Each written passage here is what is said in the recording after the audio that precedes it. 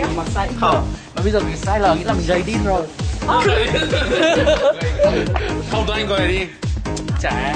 Đẹp trai lên. Tuấn Anh em đang ở kính. Anh bảo này. Anh nhìn vào tao khác rồi này. Gọi Tuấn Anh gầy muốn gầy đi tốt nhất thì tuần trưa này Tuấn Anh sẽ được nhịn. Không anh không. Em mà gầy đi bố mẹ em lo chết. Không sao đâu. Em yên tâm, không sao đâu. Rụi đi vào máy rồi kìa. Ôi anh ơi. Anh bảo không sao rồi. Gầy đi nó suy dinh dưỡng chết. Rụi. Em cứ để em ăn đi không sao. Em yên tâm. Em ơi. Đau anh chân anh. Không để ăn cơm được không? Hôm qua Nói sao? ăn nước quá uống luôn. Em mời anh.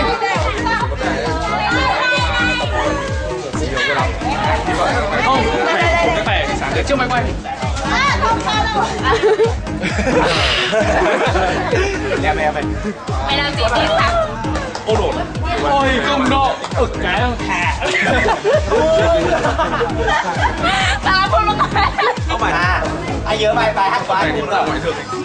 đoạn lan năm này Việt trong lá trà xanh có ga